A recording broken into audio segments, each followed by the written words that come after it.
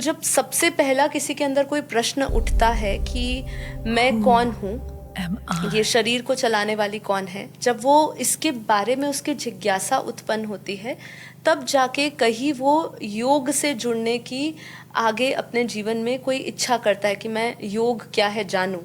उससे पहले वो जीवन में योग से नहीं जुड़ सकता है। आजकल देखा है कई लोग योग करते हैं समृद्धि पाने के लिए, ऐसे भी योग आ गए। मतलब ये सब मॉडर्न ज़माने के योग है, लेकिन ये इसको योग नहीं कहेंगे। मैं अगर साफ साफ भाषा में कहूँ कि ये सब योग नहीं है। योग का अर्थ ही आत्मा से परमात्मा का कनेक्शन की बात है।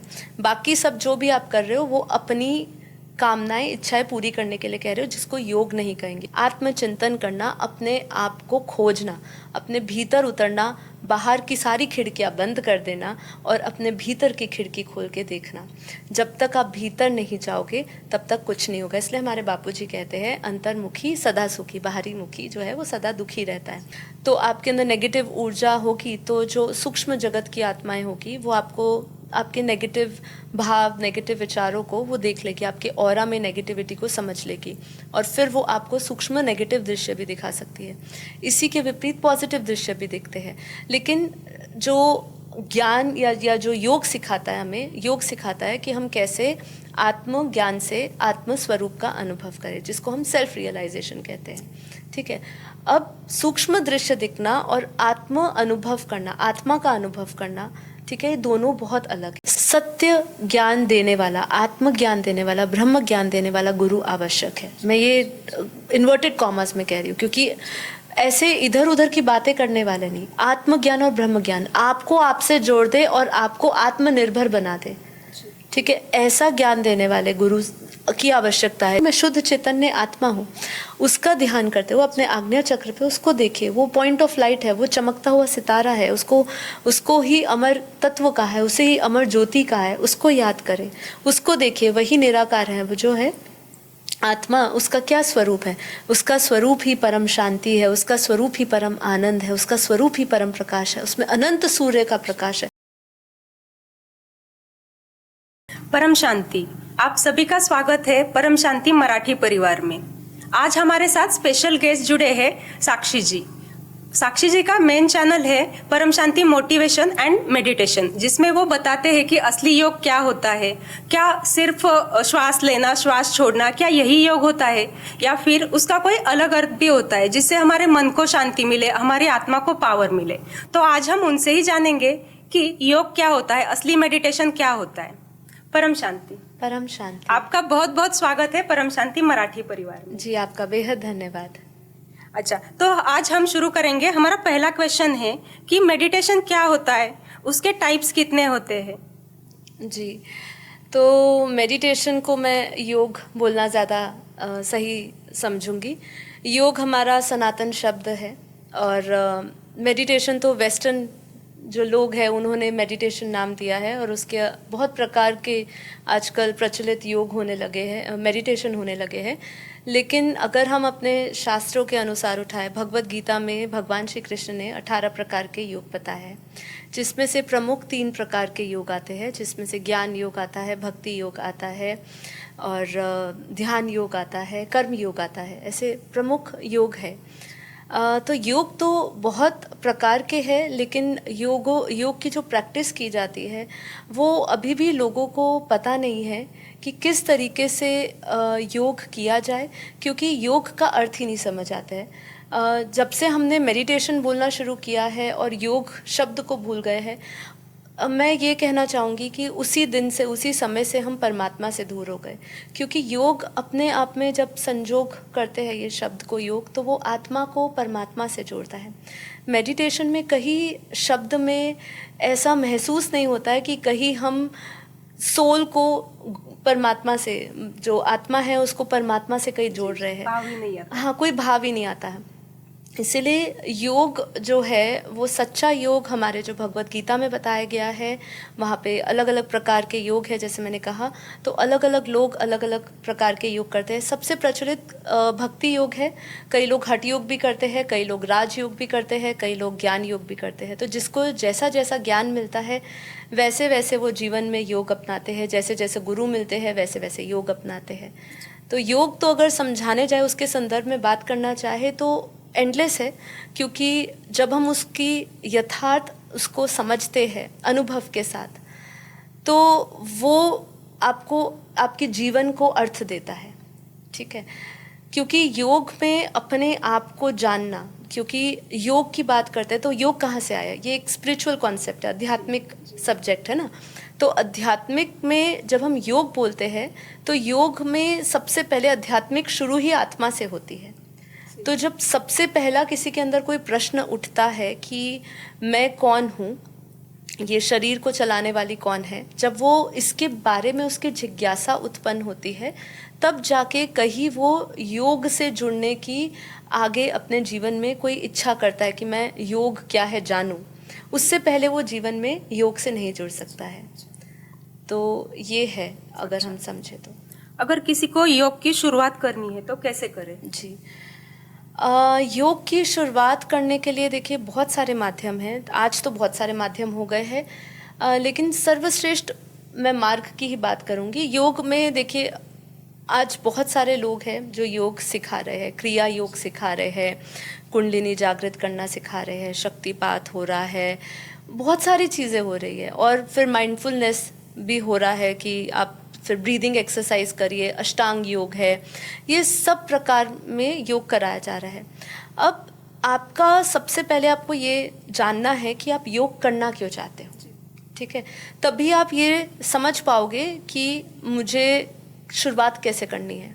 ठीक है, क्योंकि कई लोग सिर्फ योग, ऐसे कई लोग हैं जो हमारे चैनल पे आते हैं और वो सीधा लिखते हैं आप हमें सिर्फ शांति बताइए, शांति कैसे मिलेगी, हमें ये सब थ्योरेटिकल नॉलेज में इतने सारी चीज़ों में नहीं पढ़ना है, ज्ञान नहीं लेना है, ना उनको तपस्या करनी है, ना मेहनत करनी है, ना साधना करनी है, ना कोई त्याग करना है, ना कुछ छोड़ना है। शॉर्ट टर्म में शॉर्टकट्स बताइए।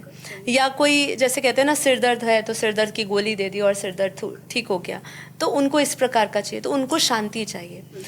कई लोग आते हैं जो ज्ञान से नहीं जुड़े होते और कहीं ना कहीं भटकते हुए उनको अवसर मिल जाता है हमारे आश्रम में भी आने का। तो जब ऐसे लोग आते हैं तो जहाँ के वाइब्रेशंस होते हैं वहाँ के वाइब्रेशंस के अनुसार उनको टेम्प्ररी शांति मिलती है।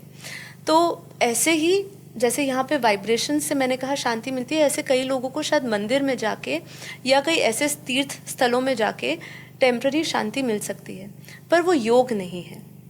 योग में आपके बहुत सारे धारणाएं जुड़ती है आपके जीवन से, जिसमें आप अपना त्याग डालते हो, अपनी तपस्या डालते हो, अपनी साधना डालते हो, अपना समय, श्वास, संपर्क सब डालते हो। ठीक है, उसमें आपका हर एक श्वास परमात्मा को, पहले तो स्वयं को समर्पित करते हो और फिर परमात्मा को समर्पित करते हैं। तो अगर हम ये कहें कि योग कहाँ से शुरू करें, तो सबकी अलग अलग कारण हो सकते हैं योग करने के, और उसके अनुसार उसको प्रेरणा मिलती है या वो अपनी डेस्टिनेशन पे पहुंचता है। जैसे मैंने शांति की बात करी, कई लोग मैंने आजकल देखा है, कई लोग योग करते हैं समृद्धि पाने के लिए, ऐसे भी योग आ गए। मतलब ये सब मॉडर्न ज़माने के योग है, लेकिन ये इसको योग नहीं कहेंगे। मैं अगर साफ साफ भाषा में कहूँ कि ये सब योग नहीं है। योग का अर्थ ही आत्मा से परमात्मा का कनेक्शन की बात है। बाकी सब जो भी आप कर रहे हो वो अपनी कामनाएं, इच्छाएं पूरी करने के लिए कह रहे हो, जिसको योग नहीं कहेंगे। वो योग जो माध्यम आप अपना रहे हो, जिसमें आपकी इच्छाएं पूर्ति हो रही है, वो योग नहीं है। योग आपको इच्छाओं से परे ले जाता है। इसीलिए योग का एक टेक्निक नहीं है शुरू कहाँ से करें, पर हाँ, अगर आप योग शुरू करना चाहते हो तो सबसे पहले अपने आप से एक प्रश्न पूछे। हर एक जिज्ञासु जो योग सीखना चाहता है उसके लिए सबसे पहला सवाल है आत्मचिंतन करना, अपने आप को खोजना, अपने भीतर उतरना, बाहर की सारी खिड़कियां बंद कर देना और अपने भीतर की खिड़की खोल के देखना। जब तक आप भीतर नहीं जाओगे तब तक कुछ नहीं होगा। इसलिए हमारे बापूजी कहते हैं अंतर्मुखी सदा सुखी, बाहरी मुखी जो है वो सदा दुखी रहता है। तो इसीलिए अगर आपको दुख है, अशांति है आपके जीवन में, तो सबसे पहले भीतर देखिए, क्योंकि सुख की चाबी, शांति की चाबी, समृद्धि की चाबी, हर तरीके का आप कुछ भी बात करिए, वो सब कुछ आपके भीतर है। जो भी आप चाह रहे हो, जो आनंद चाह रहे हो, क्योंकि मनुष्य आनंद के लिए ही पैदा हुआ है, ये हमारे उपनिषद भी घोषणा करते हैं। और हम भी देखिए, हम अपने जीवन में भाग दौड़ रहे हैं, जहाँ भी भाग दौड़ रहे हैं, जो भी पाना चाह रहे हैं, वो किस लिए? अपने सुख के लिए, अपने आनंद के लिए। पर होता क्या है, उसमें हमें ना सुख मिलता है ना आनंद मिलता है, थोड़े समय के लिए मिलता है, अल्प समय के लिए। पर अगर हमें शाश्वत समय के लिए चाहिए तो हमें समझना पड़ेगा कि अपने भीतर उतरिए, तो आपको भीतर ऐसे आनंद का सागर मिलेगा जहाँ पे आपकी सारी बाहरी जो इच्छाएं कामनाएं हैं या जो खोज है वो बाहरी ख़त्म हो जाएगी और आप अंदर उतर जाओगे। तो सबसे पहला योग शुरू करना है तो अपने आप से पूछिए कि मैं कौन हूँ, मैं कहाँ से आया हूँ, मेरा क्रिएटर कौन है, मुझे बनाने वाला रचयिता कौन है। माता पिता हमें पता है हमारे शरीर के कौन है, वो हमें ढूंढना नहीं पड़ता है, हमें पता होता है। ये हमारे माता पिता बताते हैं। जब हम बच्चा जन्म लेता है उसको तो नहीं पता होता ना, माता पिता है उसको बताया जाता है, वो मम्मा पापा बोलना सीखता है जिनके साथ सबसे ज़्यादा रहता है। तो अब देखिए कितनी विडंबना है, हम इस धरती पर तो आ गए, इतने आदि समय से या अनादि समय से धरती चल रही है, और अब धरती पर आके हम ये नहीं खोज रहे कि हमारी आत्मा के पिता कौन है। तो यहाँ से यात्रा शुरू करें, अपने आप को जाने, अपने गुरु को जाने या अपने परमात्मा को जाने, अपने क्रिएटर को जाने, और फिर आपकी यात्रा धीरे धीरे प्रेरणा के अनुसार बढ़ती जाएगी। आपने कहा कि अपने अंदर झांकना है। हाँ जी, ठीक है। तो अंदर झांकते समय हमारे बॉडी के अंदर जो सूक्ष्म शरीर है, कारण शरीर है, उसको भी क्लीन करना पड़ेगा। तो वो कैसे हो सकता है? ये तो बहुत गहरा आगे का टॉपिक होगा, जब हम आगे शायद योग की बात करेंगे कि योग की विधि क्या है, तब हम धीरे धीरे बता सकते हैं इसके बारे में कि कैसे अपना सूक्ष्म शरीर, कारण शरीर हम इसको चार्ज कर सकते हैं। अच्छा, ठीक है। आगे का क्वेश्चन लेते हैं कि सूक्ष्म जगत का इसमें कुछ रोल है क्या, पॉजिटिव नेगेटिव? जब हम योग करते हैं जी, तो उसमें हमें कुछ दिखाई देता है या फिर कुछ महसूस होता है जी। तो उसमें सूक्ष्म जगत का क्या रोल होता है? देखिए, अगर सूक्ष्म जगत की बात करें तो सूक्ष्म जगत का हमेशा इंटरफेरेंस रहता है धरती पर, क्योंकि जो स्थूल जगत है उसको चलाने वाला सूक्ष्म जगत है। पर अगर हम योग की बात करें कि योग में ऐसा अगर हमें सूक्ष्म दृश्य दिखते हैं या सूक्ष्म शक्तियाँ हमें दिखती है तो इनका क्या रोल है। तो देखिए, हमारा कनेक्शन तो बना रहता है। अब आपकी जो सूक्ष्म जगत की आत्माएं हैं, मतलब किस प्रकार की पहले आपको सूक्ष्म दृश्य दिख रहे हैं, पॉजिटिव दिख रहे हैं, नेगेटिव दिख रहे हैं, ये सब आपके अंदर जो विचार चलते हैं, जैसे जैसे आपके अंदर विचार नेगेटिव है तो आपके अंदर नेगेटिव ऊर्जा होगी, तो जो सूक्ष्म जगत की आत्माएं होगी वो आपको आपके नेगेटिव भाव, नेगेटिव विचारों को वो देख लेगी, आपके ऑरा में नेगेटिविटी को समझ लेगी और फिर वो आपको सूक्ष्म नेगेटिव दृश्य भी दिखा सकती है। इसी के विपरीत पॉजिटिव दृश्य भी दिखते हैं। लेकिन जो ज्ञान या जो योग सिखाता है, हमें योग सिखाता है कि हम कैसे आत्म ज्ञान से आत्म स्वरूप का अनुभव करें, जिसको हम सेल्फ रियलाइजेशन कहते हैं। ठीक है। अब सूक्ष्म दृश्य दिखना और आत्म अनुभव करना, आत्मा का अनुभव करना, ठीक है, ये दोनों बहुत अलग है।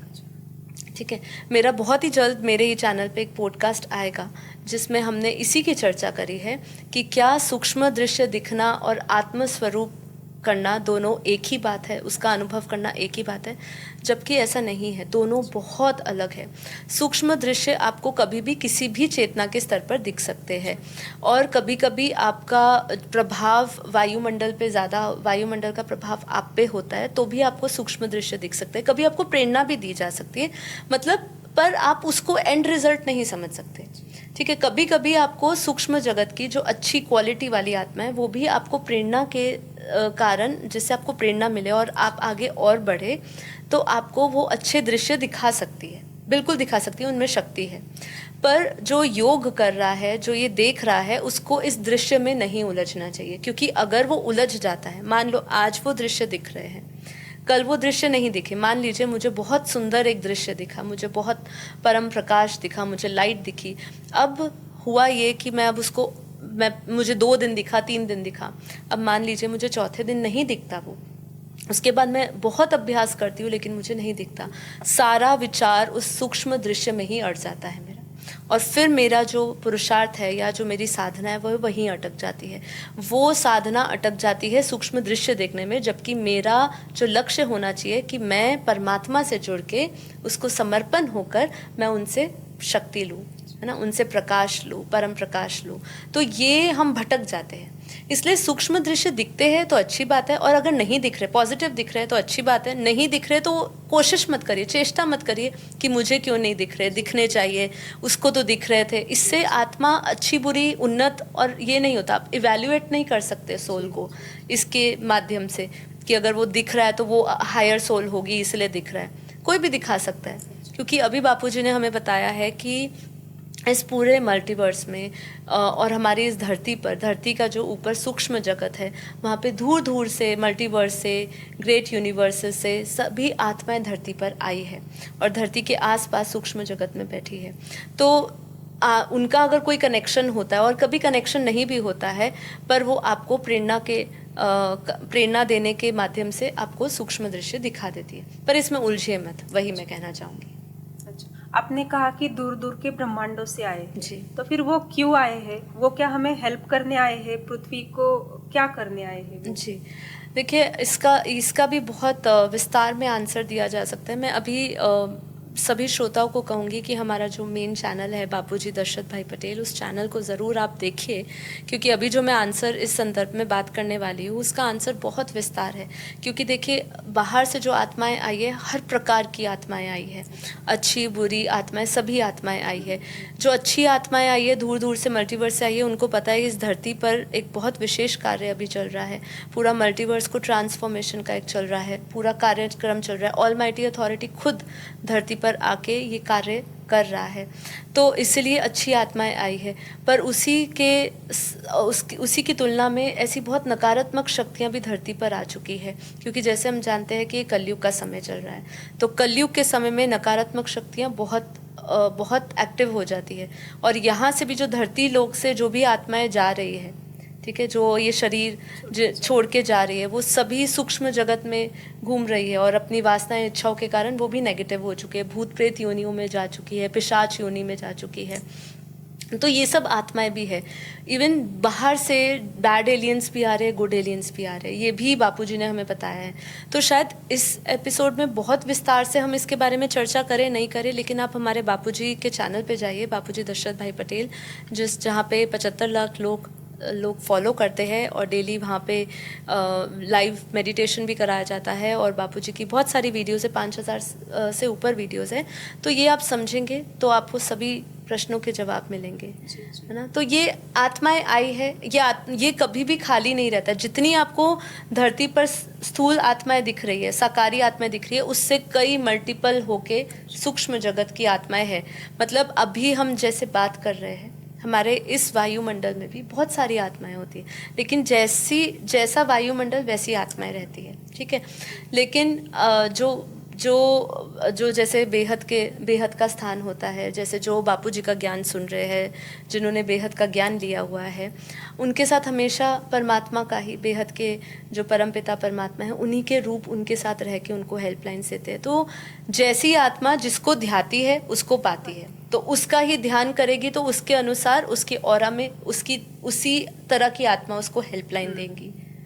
ये होता है। तो आपने बताया कि योग मतलब परमात्मा से कनेक्शन। जी। तो अपने आत्मा के क्रिएटर को, परमात्मा को पहचाने कैसे? जी, तो इसमें ऐसा होता है कि जब आप ये आध्यात्मिक यात्रा शुरू करते हैं ना, पहले तो आध्यात्मिक यात्रा शुरू कैसे करें, क्योंकि आप योग से सब कुछ जानना चाहते हो। मैं कौन हूँ, परमात्मा कौन है, वो कहाँ रहता है, मेरा क्रिएटर कौन है। तो ये सब जगह अगर जानना चाहते हो तो उसका जो पहला सब्जेक्ट है वो है ज्ञान, ठीक है। तो जब तक आपने अपने जीवन में ज्ञान नहीं उतारा, तब तक आपके हर एक प्रश्नों का सवाल आपको नहीं मिलेगा, हमेशा अधूरा ही आपको लगेगा। इसीलिए सबसे पहले ज्ञान जानिए, तब आप जैसे जैसे आप ज्ञान लेंगे, देखिए किसी को होता है जो भगवत गीता सुनता है, पढ़ता है और वो भगवान कृष्ण से जुड़ता है, कोई रामायण पढ़ता है तो भगवान राम से जुड़ता है, कोई शिव पुराण पढ़ता है, कोई शिव का आराधना करता है तो उसके आराध्य शिव होते हैं। अब देखिए यहाँ पे डाइवर्सिटी है। पूरे भारतवर्ष में ही अगर बात करें, अभी विश्व की बात नहीं करी, भारत में ही देखिए हमारे 33 कोटि देवी देवता है। उसमें 33 कोटि देवी देवताओं में कई कुल देवियाँ आ जाती है, कई ग्रामीण देवियाँ, छोटी छोटी देवियाँ आ जाती है। सबके क्रिएटर अलग अलग है, समझ रहे। इसका भी मैं प्रूफ दे सकती हूँ, क्योंकि अगर आज हम देखें बापूजी के ज्ञान से। और आज अगर हम वास्तविकता भी देखें तो वास्तविकता आप देखोगे तो जो विष्णु को मानता है तो वो शिव को नहीं मानता, तो शिवपंथी विष्णुपंथी भी अलग हो गए। तो सबके भगवान अलग हो गए, कोई हनुमान को मानता है तो कोई किसी को नहीं मानता है ना, कोई साईं बाबा को नहीं मानता। तो मतलब कहने का तात्पर्य यहाँ पे ये है कि सबके क्रिएटर अलग अलग हो गए। अब आपके क्रिएटर कौन है ये आपको पहले दिन से नहीं पता चल जाता। आप जैसे जैसे ज्ञान में बढ़ते हो, अपनी खोज में आगे बढ़ते हो, कई चीज़ें आपको अट्रैक्ट करती है। जैसे जैसे आप इस ज्ञान मार्ग में चलोगे, कभी आपको कोई चीज़ अट्रैक्ट करेगी और फिर धीरे धीरे आपको, जैसे मैंने कहा, सूक्ष्म जगत का हमेशा एक रोल रहता है। आप जिस भी चीज़ से कनेक्ट होते हो, चाहे वो नेगेटिव दुनिया हो, चाहे वो संसार हो, तो संसार की इच्छा कामनाएं पूर्ति के अनुसार आपके साथ वैसी सूक्ष्म आत्माएं जुड़ती है, वो और आपको उसी तरीके की इच्छाएं और बढ़ाती है आपके अंदर। और अगर आप अध्यात्म में जुड़ते हो तो पॉजिटिव आत्माएं जो है, क्योंकि हमारे धरती के ऊपर 7 लोक है ना, तो भूवर लोक, स्वर्ग लोक, महरलोक, जनलोक, तपलोक, ऐसे हमारे ऊपर। तो ऊपर महर्षि जैसी आत्माएं हैं। अगर हम बहुत ऊपर के लोकों तक भी नहीं जाए, अगर हम हिमालय पे भी ज्ञानगंज में देखें या हिमालय में जो हमारे तीर्थ स्थान है, वहाँ पे बहुत पॉजिटिव आत्माएं बैठी है। तो जब भी आप कुछ भी खोज करते हो और आप परमात्मा से प्रार्थना करते हो कि जो भी मेरा क्रिएटर है वो मुझे बताए, मुझे संकेत दे, तो आपको अपने आप चैनलिंग मिलती है, आपको अपने आप मतलब प्रेरणा मिलती है, आपको रास्ता मिलता है, आपको मार्गदर्शन मिलता है। हो सकता है आप किसी भक्ति से शुरू करेंगे, बहुत साधना करेंगे और बहुत अटूट भक्ति करेंगे, सच्ची भक्ति से जुड़ेंगे, जैसे मीरा जैसी भक्ति होती है, ऐसी भक्ति आप करेंगे और फिर वो भक्ति का फल आपको किसी जीवन में ज्ञान मिलेगा। हो सकता है इसी जीवन काल में मिले, हो सकता है किसी और जन्म उसमें लग जाए, और फिर उसके बाद आपको ज्ञान मिलता है। ज्ञान के भी अलग अलग चेतना का स्तर होता है, उसमें भी कौन सा ज्ञान है, कौन सा ज्ञान समझ पा रहे हो, कर्म योग समझ पा रहे हो, उसके सिद्धांतों को समझ पा रहे हो, लेकिन आत्मज्ञान नहीं समझ पा रहे हो। तो बहुत अलग अलग चेतना का स्तर होता है। पर आप जैसे जैसे आप आगे बढ़ोगे, आपके भीतर सवाल भी उठते जाएंगे, क्योंकि एक चीज़ है, हमारे अंदर स्मृतियाँ होती है, ठीक है। तो हमारी आत्मा में स्मृति है, हम जहाँ से आए हैं उसकी स्मृति हमारे भीतर है। अब जब भी हमारे अंदर जिज्ञासा उठती है तो वो स्मृतियाँ धीरे धीरे खुलनी शुरू होती है।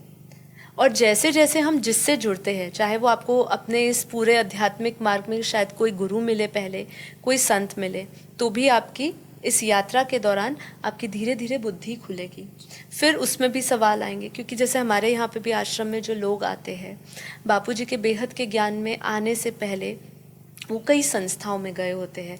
ऐसी कई संस्थाएं जिनका नाम भी नहीं हमने सुना होगा, ऐसे कई संस्थाओं से आके, या वो सेल्फ स्टडी करके भी आते हैं, और फिर उसके बाद धीरे धीरे उनकी बुद्धि खुलती है, उनको ये भी जानना है, वो भी जानना है, तो उनकी स्मृतियाँ खुलती है, और वो जहाँ से आई है ना, वहाँ से उसका ताल कनेक्शन जुड़ जाएगा, इसलिए उसकी खोज भी बढ़ती जाएगी। जहाँ पे आपकी खोज रुक गई तो आप समझिए कि वहाँ पर ही आपको क्रिएटर या आपको अपने इष्ट का पता चल जाएगा। तो ये जैसे जैसे आप बढ़ोगे वैसे वैसे आपको पता चलता जाता है। तो पहला स्टेप है जिज्ञासा चाहिए, जिज्ञासा चाहिए ज्ञान की, और फिर आत्मचिंतन करोगे, अपने आप को जानेंगे, परमात्मा को जानेंगे, ये सब धीरे धीरे होता है। अच्छा, हम संकल्प शक्ति से कुछ मैनिफेस्ट क्यों नहीं कर पाते? हम में अभी संकल्प शक्ति क्यों नहीं? जी, संकल्प शक्ति बहुत महत्वपूर्ण बात है। शक्ति, ये जो शक्ति है ना, ये शक्ति साधारण शक्ति नहीं है।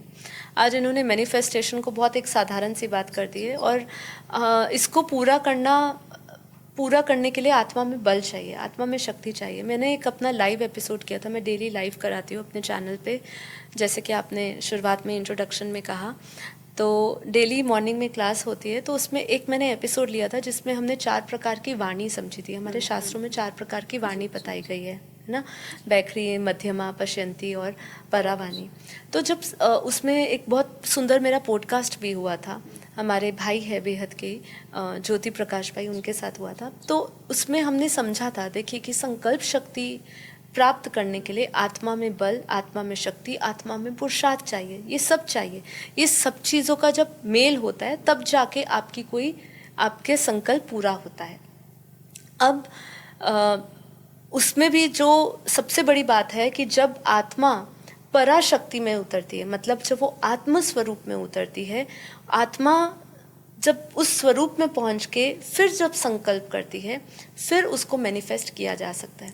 आज जो अक्सर मैनिफेस्टेशन हम 100 में से 1-2 का देख रहे हैं, तो जिसको उन्होंने कह दिया कि मैनिफेस्ट हो रहा है, मैनिफेस्ट हो रहा है, आप ये करिए वो करिए, तो मैं तो सिंपल लॉजिक ये लगाती हूँ कि जिस चीज़ से आप कह रहे हो मैनिफेस्ट हो रहा है, जिससे आप दावा कर रहे हो, तो वो सबसे पहले उस ज़रूरतमंद भिखारी से करवाइए। अगर उसका भी मैनिफेस्ट हो जाता है तो फिर ये चमत्कार है, ठीक है। लेकिन ऐसा नहीं होता है, क्योंकि इसमें आपको कर्म डालना है, अपना पुरुषार्थ डालना है, सब डालना है, ठीक है।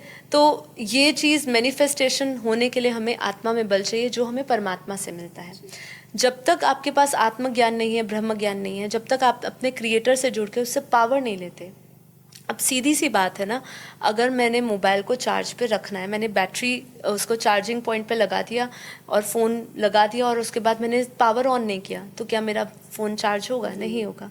तो ये वही बात है कि आत्मा में शक्ति चाहिए। खाली आंखें बंद करके मैं संकल्प करती रहूँ, मुझे गाड़ी चाहिए, मुझे बंगला चाहिए, मुझे पैसे चाहिए, मुझे अच्छी नौकरी चाहिए, और मैं कुछ भी ना करूं, ना कर्म करूं, भगवान को क्या ज़रूरत पड़ी ये बोलने की कि तुझे कुछ तो करना पड़ेगा?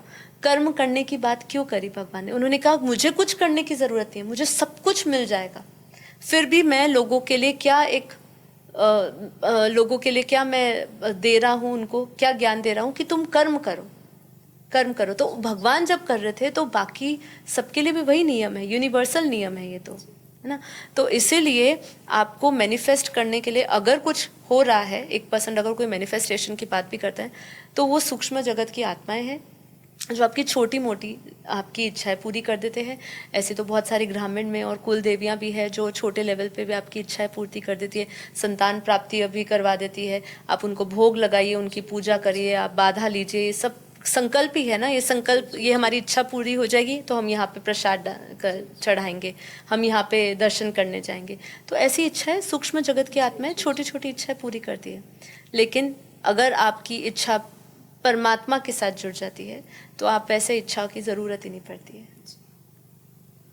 हम अपने कार्मिक को रिलीज कैसे करें? कार्मिक को रिलीज करना बहुत बहुत बहुत बड़ा विषय है, क्योंकि कर्म बंधन जो कार्मिक्स है हमारे, वो कितने समय से आ रहे हैं।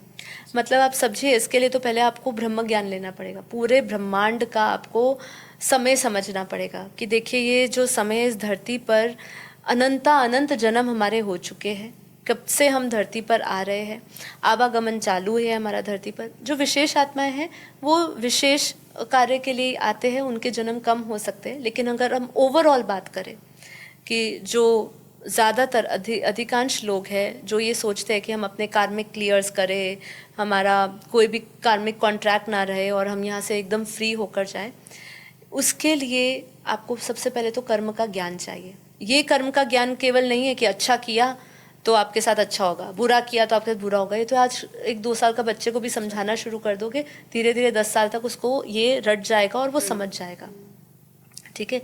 कर्म सिद्धांत बहुत सूक्ष्म सब्जेक्ट है, इसको समझना है, क्योंकि हमारा जैसे हमारी बात हो रही थी कि स्थूल शरीर है, सूक्ष्म शरीर है। हमारे गीता में 3 प्रकार के शरीर बोले, एक स्थूल कहा, सूक्ष्म कहा और एक कारण शरीर। जो हमारे भीतर सूक्ष्म शरीर है और कारण शरीर है।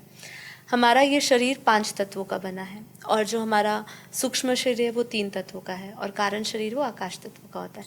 तो हमारे कारण शरीर में सारी रिकॉर्डिंग्स है, सारी स्मृतियाँ, केवल इस जन्म की नहीं, अनंत जन्म की। अब आप कार्मिक रिलीज की कौन से जन्म का करोगे? खाली इस जन्म का?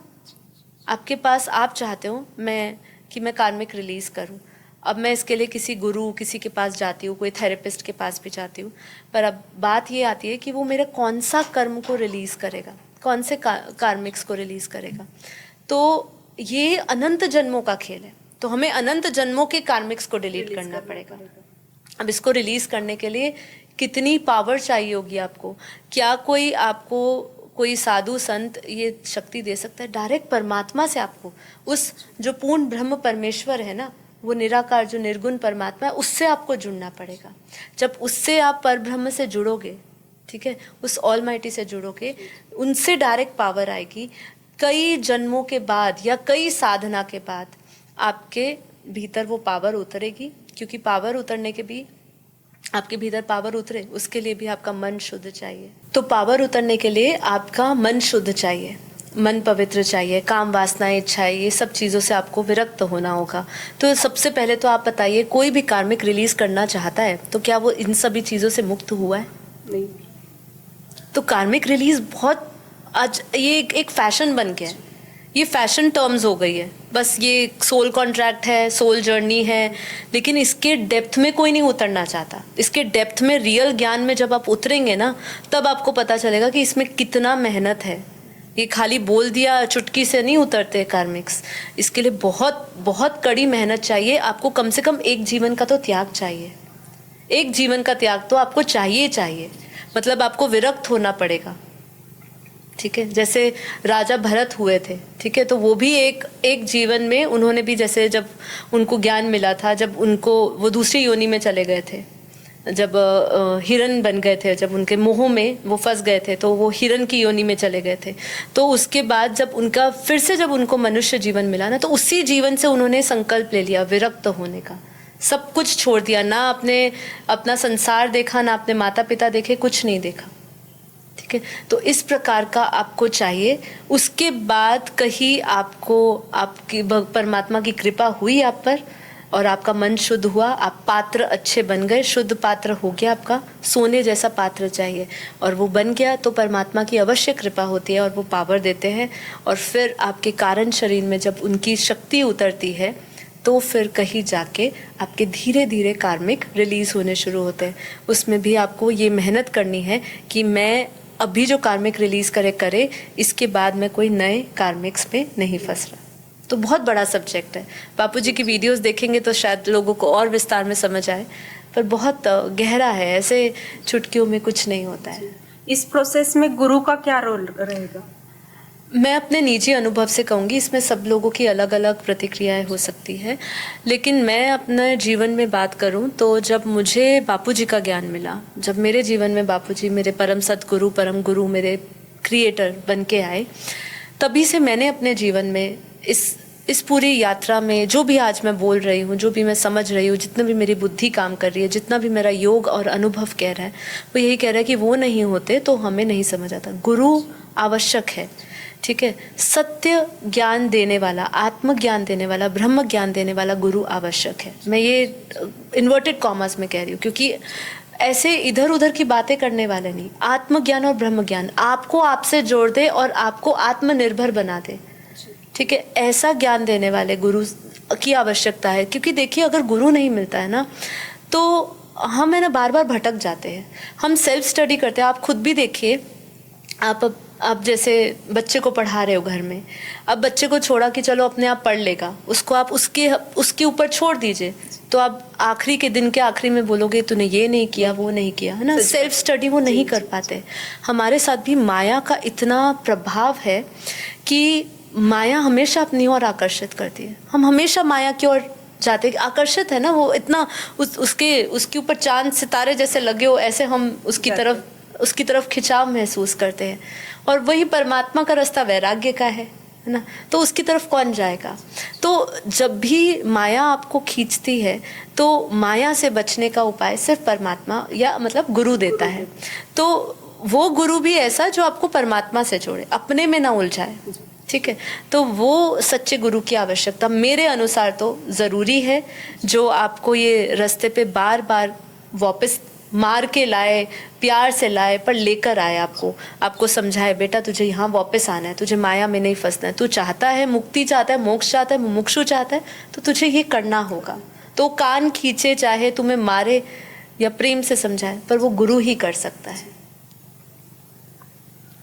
अब हम जब जॉब पे जाते हैं या फिर बाहर जाते हैं, तो नेगेटिव लोगों से कैसे बचे? क्योंकि वायुमंडल में तो बहुत सारे वाइब्रेशन है, बहुत सारे लोग क्या क्या सोच रहे हैं, तो उससे हम कैसे बचाव करें हमारा? जी देखिए, अब हमारे साथ भी ऐसा होता है। हम अब जॉब तो नहीं करते, पर पहले जब भी हम जॉब करते थे तो हमारे साथ भी ऐसा होता है। वायुमंडल का प्रभाव हमेशा आत्मा पे पड़ता ही पड़ता है। जब तक वो वायुमंडल के वातावरण से उधर जो पावर है, उस नेगेटिव ऊर्जा से ज़्यादा पावरफुल ना हो अपने संकल्प में, तब तक वायुमंडल उसके ऊपर प्रभाव करेगा ही करेगा, निश्चित है। चाहे वो ज्ञानी हो, चाहे वो अज्ञानी हो, वो संसारी हो, गृहस्थ हो, सन्यासी हो, कोई भी हो, उसको प्रभाव पड़ेगा ही पड़ेगा। तो अगर आप चाहते हो कि मैं नेगेटिव ऊर्जा का असर मेरे ऊपर ना पड़े या प्रभाव कम पड़े या मैं उससे थोड़ा सा फ्री रहूं, तो उसके लिए देखिए आपकी सबसे पहले जो जीवन है, जो जीवन शैली है आपको, उसमें आपको बहुत सारी चीज़ें डालनी होगी। क्योंकि जब आपका मन साफ होगा ना, तो आपके पास कोई भी नकारात्मक शक्ति, ऐसा मैं मानती हूँ, वो आते हुए भी डरती है। होता क्या है कि हम किसी चीज़ की प्रैक्टिस, हम अपनी जो दिन की शुरुआत होती है ना, वही बहुत नकारात्मक विचारों से करते हैं। अगर मैं ये मानती हूँ कि अगर आपने अपनी दिन की शुरुआत सबसे पहले कोई अच्छे ज्ञान से, अच्छे योग से, सत्संग से शुरू करा हो, आपने अपने सबकॉन्शियस माइंड, क्योंकि हमारे सबकॉन्शियस माइंड में बहुत शक्ति है, वो सब चीज़ें रिकॉर्ड कर रहा है, सब चीज़ें ना। जैसे साइंस में शायद कहते हैं 95% हमारा सबकॉन्शियस माइंड है, 5% ही कॉन्शियस माइंड है। तो जो 95% है उसको आप जो पावरफुल इंस्ट्रक्शन देना चाहते हैं आप दे सकते हो। आप कब वायुमंडल के प्रभाव में आते हो? तब आते हो जब आप अपने आप को कमज़ोर समझते हो। और कमज़ोर क्यों समझते हो? क्योंकि आपको किसी ने बताया ही नहीं कि आप पावरफुल हो। तो अगर हम शुरू में उठते ही या कभी भी दिन के ऐसे समय जब आपके लिए वो अनुकूलता हो समय की, तो आप उस समय अपने आप को याद दिलाएं, ठीक है, कि मैं पावरफुल आत्मा हूँ, मैं शक्तिशाली आत्मा हूँ, मैं शांत स्वरूप आत्मा हूँ, मैं किसी के भी प्रभाव में नहीं आता, मैं माया से मुक्त हूँ, मैं खुश हूँ, मैं प्रसन्न हूँ। जो भी आपको, जिस भी प्रकार के आपके जीवन में निजी समस्याएं आपको परेशान करती है, उसके विपरीत आप अच्छी संकल्प लेकर करिए। साथ में परमात्मा को समर्पण करते हुए संकल्प करिए कि आप मुझे शक्ति दीजिए, ठीक है। ऐसे करने से कुछ हद तक हम बच सकते हैं, लेकिन ये सिर्फ टेम्पररी हो सकता है, कुछ समय तक आप कर सकते हैं। लेकिन अगर आपको एक लंबे समय तक आपको इसका प्रभाव मुक्त होना है वायुमंडल से, तो आपको अपने जीवन में निरंतर ज्ञान और ज्ञान को अपनाना होगा। निरंतर ज्ञान से क्या होगा? आपका चिंतन बदलेगा। आज क्या चीज़ हमें सबसे परेशान करती है? विचार मतलब चिंतन, है ना। ऐसे बैठे बैठे सोचते रहते हैं। अब चिंतन बदलेंगे तो हमारी सारी चिंताएं खत्म होती है। वायुमंडल का प्रभाव हम पे इसलिए भी पड़ता है क्योंकि हम अगर हमारा ऑरा नेगेटिव होता है, हम पहले से ही ऐसे नेगेटिव विचारों से भरे हुए हैं, तो बाहर की शक्तियां और हमारे पर प्रभावित करती हैं। अगर आप वर्किंग हो, काम करते हो, तो अपने जीवन में सबसे पहले ज्ञान को अपनाइए, ज्ञान को रिवाइज करिए, ज्ञान को सुनिए। जिससे भी जुड़े हो, जिनसे भी सुने हो, उसका सत्संग सुनिए, उनसे योग लगाइए, ज्ञान योग सब्जेक्ट्स को सीखिए, अपने जीवन में लाइए। तब जाके आप नकारात्मक शक्तियों से बच सकते हो, नहीं तो फिर नकारात्मक शक्तियाँ आपको घेर ही लेती है।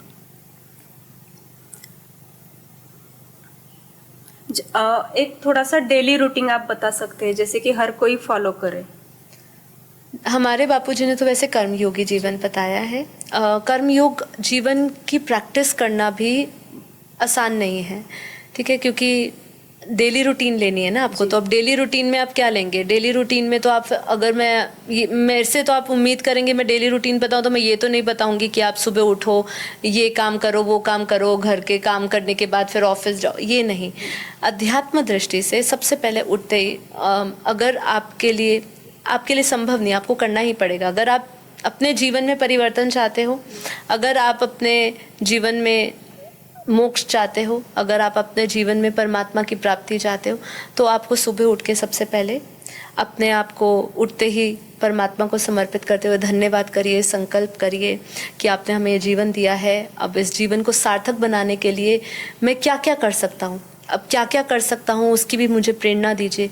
अब हम ये प्रेरणा की उम्मीद ना करो कि हमें बोलेंगे कि यहाँ पे जा बेटा बहुत पैसा मिलेगा, यहाँ जा बहुत पैसा मिलेगा। नहीं, भगवान ये नहीं कह रहा है। भगवान तो ये कह रहा है, तू भाई मुझे याद कर, तू मुझे मेरे पास आ।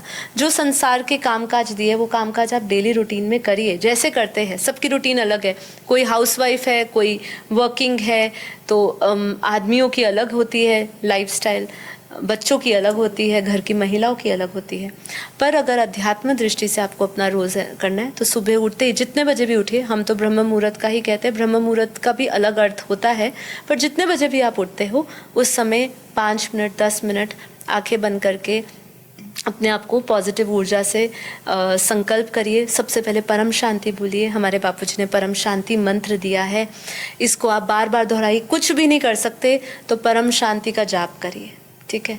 परम शांति, परम शांति, परम शांति। सभी को परम शांति मिले, सभी को परम प्रकाश मिले, सभी का कल्याण हो, सभी का कल्याण हो, सभी को सुख समृद्धि मिले, सबको। ऐसे आप कुछ अच्छे अफर्मेशंस कर सकते हो। आज का दिन मेरा बहुत अच्छा है, आज का दिन मेरा बहुत अच्छा जाएगा और मैं बहुत ही अच्छा विशेष कार्य करूँगा। ऐसे करके भी संकल्प कर सकते हैं और फिर अपनी दिनचर्या शुरू करिए। योग से शुरू कर सकते हैं। समय है तो योग करिए। मैं तो समय ये इसलिए लगाए, जो लोग कहते हैं कि समय नहीं है, बाकी आपके लिए ज़रूरी है। थोड़ी देर योग करिए और फिर आप अपनी दिनचर्या करिए। जब जब आपको समय मिलता है, जैसे आप ट्रैवलिंग कर रहे हो, तो मैं जब ट्रैवल कर रही होती हूँ तो मैं बापूजी की वीडियो सुनती हूँ। मैं जब भी मुझे फ्री टाइम मिलता है तब मैं बापूजी की वीडियो सुनती हूँ। जब मैं खाना बनाती हूँ तब मैं बापूजी की वीडियो सुनती हूँ। मतलब ऐसा होता है कि जिसकी जो खोज है वो वहाँ जाएगा। तो अब जो वर्किंग है वो अपना बीच बीच में टाइम निकाल सकते हैं, जब उनको टाइम मिले, फ्री टाइम। जैसे अब लंच टाइम होता है ना, तो अक्सर लोग क्या करते हैं, आपस में बैठ के गॉसिप करते हैं। उस समय हो सके तो आप गॉसिप ना करिए, ईयर प्लग्स डालिए, ज्ञान सुनिए, खाना खाइए, परम शांति भाव में खाइए कि ये खाना भी मुझे परम ऊर्जा दे रहा है, मेरे अंदर परम प्रकाश बढ़ा रहा है, ठीक है, मेरे भीतर की प्राण शक्ति बढ़ रही है। इस तरीके के आप संकल्प ले सकते हैं, तो ये कर सकते हैं। फिर आप कर्मयोगी का तो है ही, पर मैंने जैसे कहा कर्मयोग सीखना पड़ता है। कर्मयोग आपको मैं बोलूँ कि आपको निरंतर परमात्मा याद रहे। कर्मयोग का मतलब क्या है? खाते पीते चलते फिरते जब भी आप कोई भी कार्य कर रहे हो, उस काम को निष्काम भाव से कर रहे हो, अकर्ता भाव से कर रहे हो और अपने परमात्मा से जुड़े हुए कि जो कुछ भी मुझे मिला है वो उसका प्रसाद है, वो मेरे को दे रहा है, और जो कुछ भी आप कर रहे हो वो भी उन्हीं ने निमित्त बनाया है। अब ये भाव आपके अंदर हमेशा नहीं रहता है। आप देखिए कितने लोग इसके बारे में सोचते होंगे, कर्मयोग की फिलॉसफी कितने लोग प्रैक्टिकली कर पाते होंगे। तो यहाँ पे अगर वो प्रैक्टिकल करना चाहते हो तो उसके लिए आपको एक बार निश्चय लेकर संकल्प, दृढ़ संकल्प मॉर्निंग में ही शुरू करना पड़ेगा, जिससे कि आप पूरे दिन कर्मयोग्य रहे। अब सुबह ही विचार अच्छा नहीं रहेगा तो पूरा दिन विचार वो नहीं आएगा। सबकॉन्शियस माइंड ट्रेन नहीं हुआ। सबकॉन्शियस माइंड को कोई भी समस्या आए तो उसके लिए ट्रेन करना होगा कि तुझे परमात्मा का चिंतन करना है ना। अब समस्या आती है तो क्या करते हैं हम दोस्तों को फोन करते हैं, अरे समस्या आ गई है, ये आ गई, वो आ गई। परमात्मा का चिंतन करना स्वाभाविक नहीं है, हमारे स्वभाव में नहीं है ना। कर्म योग में क्या होता है, वो स्वभाव बन जाता है परमात्मा के साथ अटैचमेंट। अब वो स्वभाव में बदलने के लिए भी आपको प्रैक्टिस करनी होती है। फिर जब जब समय मिले, मैं जैसे अगर करती तो ऑरा सील भी करती हूँ। जब जब मुझे ऐसा लगता है, क्योंकि हम मायावी नगरी में है, कहीं ना कहीं कभी ना कभी कोई अटैक्स होते हैं, कभी खुद के भी हमारी कमी कमजोरियाँ सामने आती हैं। तो जब भी कोई ऐसी बात भी हो तो हम ऑरा सील करते हैं। हम अपने आसपास दिव्य परम प्रकाश, परम लाइट का, परम शांति का ऑरा देखते हैं अपने आसपास, और बापूजी से पावर लेते हैं। उनकी परम प्रकाश से हमें डबल लाइट हम लेते हैं अपने ऑरा में। तो अपने आप को, अपने ऑरा को लॉक कर लेते हैं। जैसे कई लोग जो होते हैं बहुत मंत्र का सहयोग लेते हैं, तो हम मंत्र का सहयोग नहीं लेते, हम बस परम शांति के वाइब्रेशंस, क्योंकि हमारे हर एक विचार वाइब्रेशंस जो है वो शक्ति है। तो जो हम सोचते हैं उसी टाइम तुरंत हमारा ऑरा बन जाता है, जो हमारे शरीर के आसपास होता है, तो वो सूक्ष्म आभा मंडल बन जाता है। तो बस वो करते हैं। रात को सोने से पहले सारे टेंशन्स को रिलीज़ करिए, जितना भी स्ट्रेस है उसको रिलीज़ करिए, क्योंकि ये जीवन जो है ये टेम्पररी है। यहाँ जो कुछ भी आप पूरे दिन लेकर आए हो, दुख दर्द तकलीफ़ लेकर आए हो, या जो भी आपके अंदर समस्या है कोई भी, वो सब कुछ टेम्पररी है। हाँ, जगत मिथ्या, ब्रह्म ही सत्य है। तो ये चीज़ को ध्यान रखिए। सोने से पहले कोई भी चीज़ रिलीज़ नहीं होती है ना, कोई भी भाव रिलीज़ नहीं होता, तो ये याद ज़रूर करना, ये कब तक मेरे साथ जाएगा, मैं इसको क्या अगले जन्म लेकर जाना चाहती हूँ, तो पकड़ के रखिए। और छोड़ना चाहते हो कि नहीं, मुझे अगले दिन भी नहीं चाहिए, मुझे अगले घड़ी भी नहीं चाहिए, उसी टाइम रिलीज़ कर दीजिए। तो ये है दिनचर्या। बाकी आप इसमें अपने हिसाब से, अनुसार से बदल सकते हैं। दीदी के चैनल पे एक वीडियो है कि सोने से पहले योग कैसे करें, वो आप जरूर से देख सकते हैं। आगे का सवाल है कि क्या बैठकर योग करना ही योग होता है? नहीं, जैसे कहा मैंने कि कर्मयोग्य बापूजी ने हमें सिखाया है, लेकिन हाँ, बैठना ही खाली योग नहीं है। आजकल जैसे लोगों को शरीर की बहुत समस्या है, ठीक है, तो लोग बैठ नहीं सकते हैं, ज़्यादा देर बैठना उनके लिए संभव नहीं है, तो वो लेट के भी योग कर सकते हैं। योग करने के समय सबसे महत्वपूर्ण बात यह है कि आप अटेंशन दे रहे हो अपने विचारों पर। मतलब आप नींद में नहीं जा रहे हो, आपने जो संकल्प लिए हैं या जो आप पावर ले रहे हो परमात्मा से, उसको आप अनुभव कर रहे हो, है ना। कभी कभी क्या होता है, हम सोच रहे हैं कि हम योग कर रहे हैं, तो आंखें बंद करते ही हम सो जाते हैं, गहरी नींद में सो जाते हैं। तो उस समय हमने जो संकल्प लिए कि हमारा संकल्प ही नहीं चलता, क्योंकि गहरी नींद हो गई हमारी। तो नींद में हमने कोई परमात्मा से पावर नहीं ली, हमने कभी अपने अंदर कोई थॉट्स को रिलीज नहीं किया ना, तो वो सब नहीं किया। तो आप लेट के करो या आप बैठ के करो, सचेत होके करना पड़ता है ना। सचेत होके नहीं किया तो फिर फायदा नहीं है। बाकी बैठने का अगर अभ्यास कर सकते हो तो बहुत अच्छी बात है, नहीं कर सकते तो कोई बात नहीं। क्या कुंडलिनी से आत्मा की शक्ति जागृत हो सकती है? ये तो लोगों ने बहुत बड़ा भ्रम क्रिएट कर दिया है, कुंडलिनी जागृत करना। और मैं तो कहती हूँ लोग इतना भ्रमित हो गए हैं, क्या क्या नहीं एक्सपीरियंस करते। मुझे याद है मेरे ही चैनल पे बहुत सारे लोगों का मैसेज भी आया था, और पर्सनल में भी बहुत लोगों का आता रहता है कि हमने कुंडलिनी जागृत करी, लेकिन मुझे ये यहाँ दर्द होता है, कभी छाती में दर्द होता है, कभी सिर में दर्द होता है, मुझे कुछ हैवीनेस फील होती है, हमें कोई अजीब अजीब से दृश्य दिखते हैं।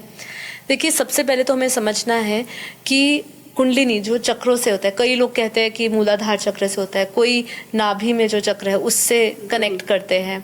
हाँ, तो अलग अलग लोगों की धारणा है इसमें, ठीक है। जितने मुंह उतनी बातें मैं तो कहूँ, और जितनी विद्या बढ़ गई है ये, उतने ही लोग अब भ्रमित कर रहे हैं लोगों को, ऐसे झूठ फैला रहे हैं, क्योंकि ये इसका संबंध शरीर से नहीं है। हमें समझना है जो योग का संबंध है वो आत्मा से है, चेतना से है, शरीर से नहीं है। कुंडलिनी में जो हम चक्रों की बात कर रहे हैं, मूलाधार चक्र की या जो भी चक्र जागृत करने की बात कर रहे हैं, वो सब शरीर का अंग है, ठीक है। उसका कोई भी कनेक्शन चेतना के स्तर पे नहीं हो रहा है, चेतना का बात नहीं हो रही है उसमें।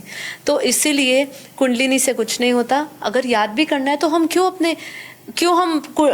कुंडलिनी जागृत करते समय हम मूलाधार चक्र से अपनी पावर को ऐसे याद करते हुए ऊपर खींचे। डायरेक्ट आज्ञा चक्र पे ध्यान दो ना, आत्मा यहाँ देखो। भगवान ने कुंडलिनी की बात नहीं करी, गीता में नहीं करी, किसी शास्त्रों में कुंडलिनी की ज्यादा ऐसे बात नहीं करी है। रामायण में कई अध्याय आते हैं जिसमें उन्होंने सिखाया है, लेकिन जो सर्वश्रेष्ठ सबसे प्राचीन योग कहो, जो आपको अपने आप से जोड़ता है, वो सबसे प्राचीन योग, भारत का सबसे अति प्राचीन योग वही योग है जो आत्मस्वरूप बनने का योग है, जिसमें भगवान श्री कृष्ण भी कहते हैं कि तू देह और देह के सर्व संबंध भूल के मुझ परमात्मा को याद कर, आत्मस्वरूप बन, मुझ परमात्मा को याद कर, मैं तेरे सारे पापों का विनाश करूंगा, ठीक है।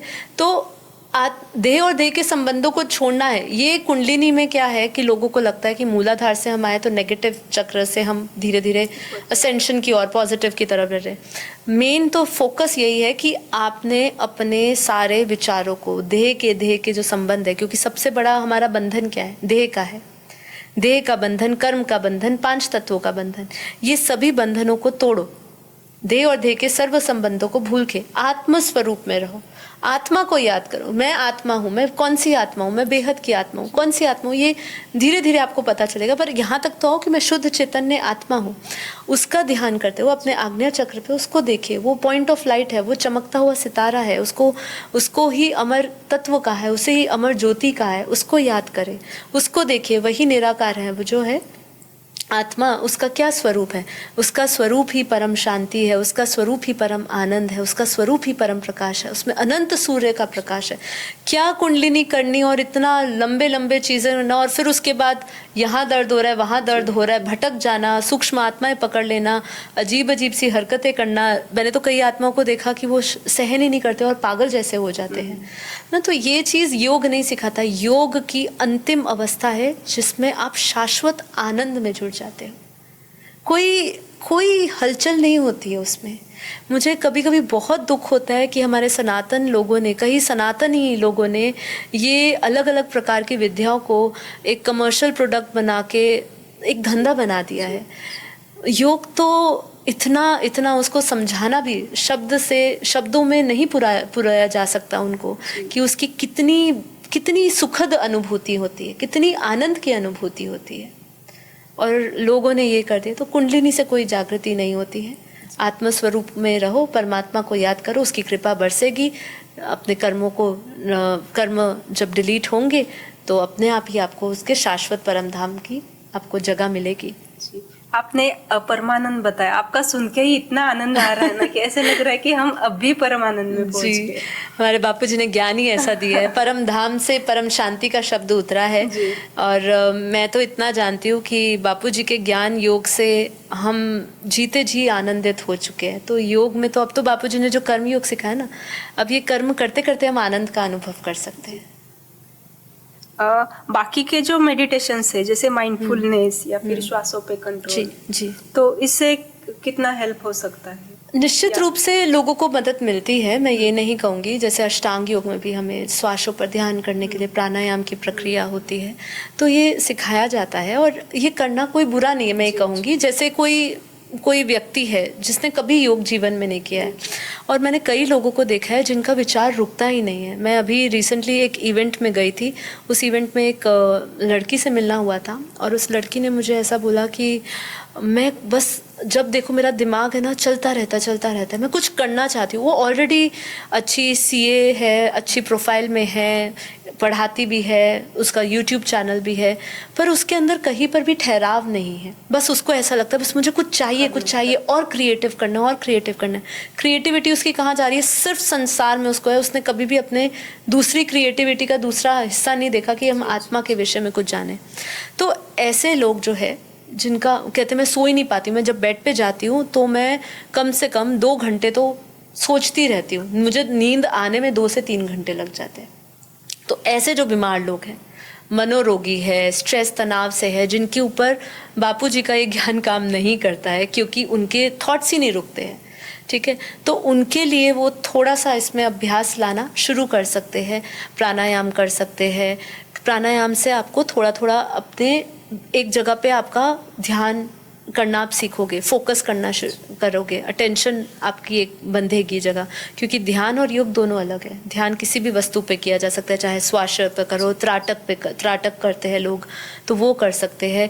माइंडफुलनेस पे अपने अपने हर एक अंग, जैसे हमें आसन में जब शवासन करवाते हैं तो हर एक शरीर के अंग पर फोकस कराते हैं और उसको रिलैक्स कराते हैं, और रियलिटी में हो भी जाता है। मैंने प्रैक्टिस भी किया हुआ है इसको भी, कि भाई वो बोलते हैं कि अपने ये शरीर के अंग को देखो, वो रिलैक्स हो गया है। आप रियलिटी में उसको देखोगे और रिलैक्स का उसको एक संकल्प दोगे तो रिलैक्स हो जाएगा।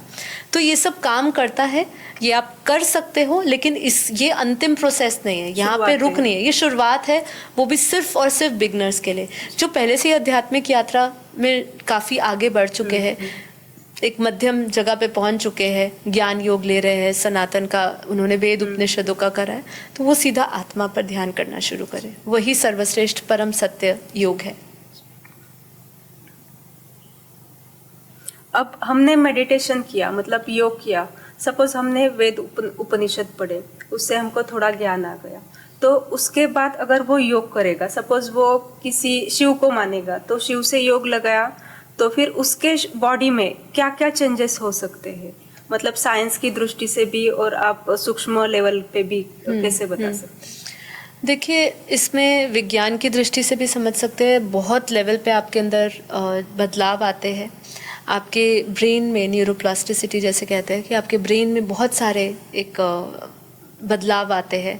आपके हार्मोनल्स जो है, जो हैप्पी हार्मोन्स है, ये तो मैं आपको निचले स्तर पे समझा रही हूँ कि ये सब आपके अंदर परिवर्तन आते हैं। किसी भी क्रिएटर से जुड़ते हो, देखिए शिव से जुड़ रहे हो क्योंकि आपको उसी में आनंद दिख रहा है, ठीक है, तो वो जुड़ रहे हो। आप महाशिव से जुड़ रहे हो तो आपको उनसे ही आनंद मिलेगा क्योंकि वो आपके लिए क्रिएटर है, ठीक है। तो जब आप परमात्मा से जुड़ते हो, योग के बाद क्या असर होता है आपके जीवन में, क्या डिफरेंस आता है?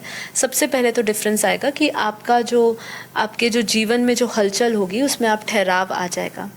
ब्रेन के लेवल पे भी आपके भीतर एक हैप्पी हार्मोन्स आएंगे, जीवन में बदलाव, काफ़ी संस्कार परिवर्तन भी होते हैं। जो चीज़ें आपके अंदर बुरी संस्कार होते हैं वो बुरे संस्कार धीरे धीरे छूट भी जाते हैं आपके, ठीक है, तो वो भी होता है। योग से सबसे बड़ी बात, आपके जीवन का तनाव ये सब तो चला ही जाता है, लेकिन जैसे मैंने कहा था, जो इससे पहले भी मैंने कहा था, जो आपको आनंद मिलता है, जो संतुष्टि मिलती है अपने जीवन में, परम संतुष्टि, ठीक है, संतोष रहता है, आपको तृप्ति रहती है, क्योंकि उससे पहले तृष्णाएं होती है तो तृप्ति होती नहीं है जीवन में, पर ये तृष्णाएं खत्म हो जाती है हमारी और आप पूरे अपने जीवन में तृप्त हो जाते हो, शांत हो जाते हो, परम शांति मिलती है आपको।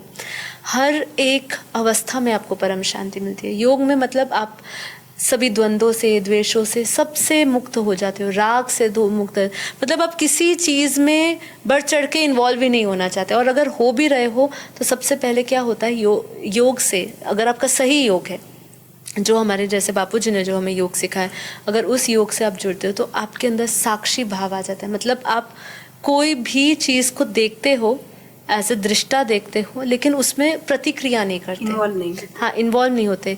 आपका स्वभाव में बदलाव आता है। मतलब जो भी चीज़ें मैंने आपको कही है, पहले आपको ये सब ज़बरदस्ती करनी पड़ सकती थी, पर ये आपके अब स्वभाव ही बन गए, आपकी प्रकृति स्वभाव में ही आ चुका है।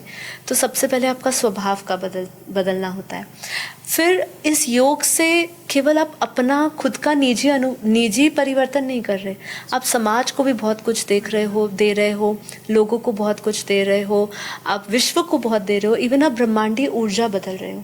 तो अगर आपका सही योग है, सही क्रिएटर के साथ है, तो योग आपके जीवन में ऐसा बदलाव ला सकता है जिसको मैजिकल पावर कह सकते हैं, कि वो आपके अंदर एक मैजिक ला सकता है आपके जीवन में। क्योंकि जीवन जो है वो, जैसे हम कहते हैं, दुखों का महासागर है, लेकिन यही जीवन आपके लिए परम सुख, परम आनंद का सागर बन जाता है। तो ये योग से ही संभव है। लेकिन योग बिना ज्ञान से नहीं होता। ज्ञान जब आपके जीवन में यथार्थ ज्ञान आता है, सही ज्ञान जब आपके जीवन में आता है, जैसे आत्मज्ञान और ब्रह्म ज्ञान की बात करी, वो आपके जीवन में आता है, तभी आपके जीवन में सही योग उतरता है। और उसी सही योग द्वारा ही आपके जीवन में सब बदलाव आएंगे। कुछ भी ले लो, आपके अंदर केमिकल लोचा, जो कहते हैं केमिकल लोचा हो रहा है, कुछ हो रहा है, लेकिन वो सब शांत हो जाएगा, है ना। तो मेडिटेशन से क्या क्या प्रभाव आता है, इस पे तो बहुत सारी चीज़ें बताई गई है। एक मंकी इफेक्ट मैंने लिया था अपनी क्लास में, मुझे याद है 100 मंकी इफेक्ट करके था, जिसके अंदर ये था, मैं थोड़ा सा बता देती हूँ। उसके अंदर एक था कि एक जगह पे एक आइलैंड था, वहाँ पे बहुत सारे बंदर थे। तो एक मादा बंदर थी और उसका एक छोटा बच्चा था। मुझे पूरा तो उसका रिसर्च याद नहीं है, लेकिन उसमें ऐसा कुछ था, उसने कुछ नवीनता ट्राई करी। मतलब जो उनका जो बेसिक स्वभाव होता है, उस स्वभाव के प्रतिकूल उसने कुछ और ट्राई किया। जैसे उसने वो किया, ऐसे ही धीरे धीरे जितने भी उस आइलैंड पे जितने भी बंदर थे, वो सब वही करने लग गए। ठीक है। और इतना ही नहीं कि उस रिसर्च में ऐसा सिद्ध किया गया, कि एक्सपेरिमेंट किया गया, कि जब उससे कई दूर एक और आइलैंड था, उस आइलैंड में भी दूसरी जाति के बंदर थे, उनको भी वो स्वाभाविक रूप से वो भी वही स्वभाव वही अपनाने लग गए जो यहाँ पे इस आइलैंड में कर रहे थे। तो कहने का मतलब यहाँ पे ये था कि जब आप योग करते हो, आपके वाइब्रेशंस चेंज होते हैं, आपके ऑरा चेंज करते हैं। अगर आप सही योग से जुड़ जाते हो और क्रिएटर से जुड़ जाते हो और परमात्मा की पावर आती है, तो आप पूरे ब्रह्मांडीय ऊर्जा को, पूरे कॉस्मिक इंटेलिजेंस को बदल सकते हो, पूरे ब्रह्मांड की चेतना को बदल सकते हो। तो ये इतनी शक्ति आ जाती है, क्योंकि क्या कहा है शास्त्रों में, कहा आपके भीतर अनंत सूर्य का प्रकाश है। तो ये तो हम एक सूर्य देख रहे हैं एक ब्रह्मांड में, है ना, ये तो एक सितारा है।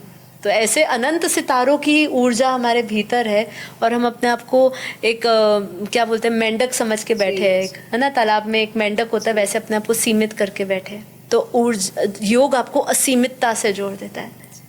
तो यही योग का फायदा है, और तो अनगिनत है, कहने को कहे तो इसकी तो लिस्ट खत्म नहीं होगी, छोटी मोटी। तो आपने कहा ब्रह्मांडीय ऊर्जा तक बदल हो सकता है, जी। लेकिन इसको अगर हम देखें तो आत्मा का पुरुषार्थ कितना है उसके ऊपर भी डिपेंड करता है। बिल्कुल। तो उसके घर का वायुमंडल कैसे बदलेगा, क्योंकि उसके आसपास के जो आत्माएं हैं उनका भी अपना कार्मिक है जी, तो उनका इफेक्ट भी उनके ऊपर पड़ेगा। तो ओवरऑल वो कैसे, कब तक चेंज हो सकता है, मतलब इसका कोई डेफिनेट टाइम नहीं है। सब आत्मा का अपना अपना पुरुषार्थ है, वो कितनी मेहनत कर रहा है, कितनी, अब जैसे बापूजी ने हमें परम शांति मंत्र दिया है, परम शांति सोचो, बोलो, परम शांति मिल जाएगी। निरंतर आप परम शांति का मंत्र करो, क्योंकि परम शांति जो है वो परम धाम की, परम प्रकाश की ऊर्जा है, वो परम धाम की ऊर्जा है।